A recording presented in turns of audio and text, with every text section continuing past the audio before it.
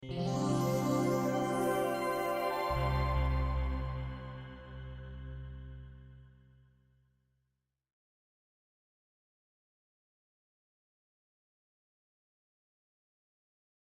Peter Whitelaw, many of you probably know. Peter's been a consultant for many, many years and wearing various organizational hats in the city of Vancouver, different firms, and he's been working with us at the center on essentially a version of what John has been talking about. Peter and I have been working with a group of graduate students developing a neighborhood level version of this. I actually cover some of the same material John covered. I'll try to focus primarily on the neighborhood scale, on what we did and how we thought about it, and also try to focus on the concrete results that we expect to be able to show from it. Our aim was really to connect intent with impact. John talked a little bit about policy and how we might use this. From our perspective, if you go back to the video that Mark showed us, there are some 46 different sustainability frameworks out there for cities or neighborhood scale. Most of those frameworks, though, aren't performance frameworks. John's is a standout in that way. They're focused more at the design or development phase or at the policy stage. So the question we asked, and the gap we're trying to fill, is, well, can we measure that actual performance at a neighborhood scale and then connect what we think should have real impacts with the impacts that we're actually seeing on the ground. We chose to do this at the neighborhood scale because it's a nice spot where grassroots action actually connects with government policy. It's a scale at which individuals can get together and do a bit more than just their own small things, and a scale at which you can actually see policy land and create something different on your street, in your neighborhood. That's important because it engenders action, gets people going, they can see things happening, they can see their own impacts. So that's what we're trying to do with our project. We built it around Mark's community capital tool. Partly this is a marriage of convenience because of course we're working with Mark and his students, but it's also a really interesting framework because it's an asset-based and community development framework. So as John was saying, this isn't about just monitoring stuff or measuring and comparing. It's about looking at what we can and should do to develop our communities. It's about focusing effort in different areas, using our resources more wisely, and actually developing a shared understanding of where we're at and what's needed. What we're trying to do, in essence, the concept of the community capital tool is simple. We're trying to build capital or build equity. And equity is assets minus liabilities. So whenever we're measuring one of these things, we're looking to measure whether it's an asset or a liability. And one of the interesting things about that is it starts to change how you think about the language and the importance of what we're doing here. So we're used to thinking about a house as an asset, a car as an asset, and a loan as a liability. And we think those are pretty darn important things. We don't necessarily think about good water quality as being an asset and poor water quality as being a liability. Even though it seems obvious when I say it now, it doesn't seem obvious out there in the public consciousness, and it doesn't hit you as hard. For us, this actually it hit us harder when we started using that language of accounting. And so I'll actually use that throughout the rest of my presentation. In speaking about these things, we think it's an interesting thing to think about as to whether we should continue down that path trying to drive this home.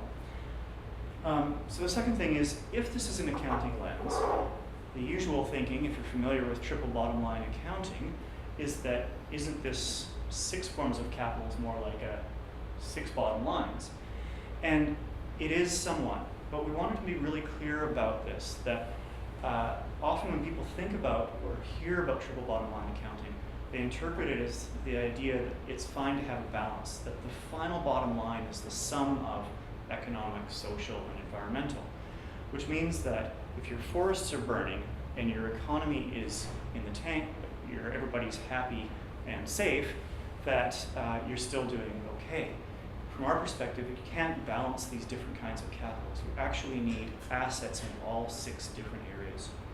So for us, it's very much, curiously, not about balance between the different capitals. It's about developing each of those capital assets and moving them upwards, or in John's triangle, outwards. Kind of hits home on the financial side. We'd like it to hit home in all different aspects. So we spent the spring designing the tool. We dealt with a number of the issues that John addressed. First one is coming back to John's steps of discussion about scale. And for us, each of these scales, from a person up to a globe, interacts with the scales above and below it, and influence the scales above and below them. So in a neighborhood, the best example that we came across in class is thinking about travel-related impacts. And your neighborhood performance depends very much on the land use patterns in and around your neighborhood and the transportation patterns in and around it. So it makes it very difficult sometimes to compare one neighborhood to another. It makes it very difficult to assign responsibility, if you like, for impacts to the neighborhood and to the residents of the neighborhood. And we were really looking for indicators that assign responsibility appropriately, could be measured at a neighborhood scale. A second issue is a really interesting one. Up here is a picture of Dirk Gently's holistic detectiving of his atoms. In this book, he coined the term fundamental interconnectedness of being, which is hard to say, but great fun. And it summarizes the issue that we all have as human beings when we try to organize the world around us, which is that everything is actually connected. We all think about the organizing pieces in slightly different ways, in slightly different language. So the question for us was, how do we deal with this interconnectivity? If we have, say, water, and we're thinking about water in a neighborhood, there's different components. Do we look for, do we end up with indicators that accidentally duplicate one another? So what we said was, we think with a number of these systems, there are separate indicators that deal with separate components of them. For water, there's a question of water use and conservation in buildings and irrigation. But also, many neighborhoods have streams that run through them. And all neighborhoods have water that lands on them and runs through the environment and has an important part to play in the ecosystem. So what we decided to do was to keep indicators of both kinds in a report and to report out on them as John has done with diagrams and so on. We also think it's important to include some integrative discussion about those systemic pieces that run through. Flexibility and comparability. There was a question about weighting earlier, and we thought about weighting. And we thought about customization to different neighborhoods.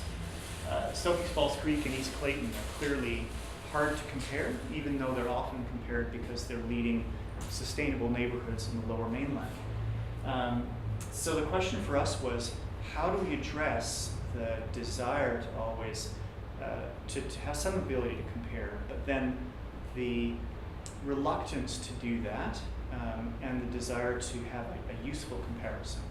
So the approach we've tried to take is to have a core set of indicators that are consistent across all the neighborhoods, but then to allow or even encourage the municipalities or groups that we work with to think about indicators that would customize the assessment and add to the set that we already have. So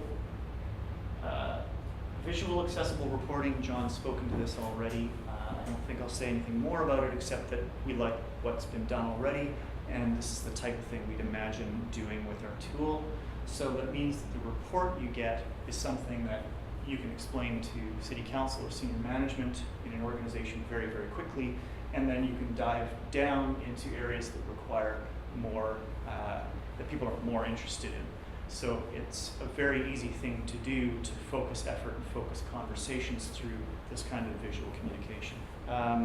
We're quite excited about where we're at. It is very much a work in progress. Based on the work we've done so far, we think the tool can be used in many ways, and I think I've mentioned these. A baseline assessment for neighborhood planning or municipal policy making, a post-occupancy assessment for a green neighborhood. It's helpful to show change over time. Do a baseline, set some policies in place, do another measurement, see if those policies are having an impact, strengthen them, focus elsewhere, etc. And as I said earlier, I think this is a starting point for having the conversations John talked about with stakeholders, with residents and businesses, and saying, guys, we're doing really well with this stuff. Can you help us do better over here? How can we work together to make this a better place? Our next steps, first, University. We're also going to be trying to involve a larger group of people, more advisors. ideally some more pilot communities to work with after we've worked it through the next round with folks at SFU. And our hope really is to make this broader, applicable at a national scale and even out to the world. So thank you very much. I'll turn it back over to Mark.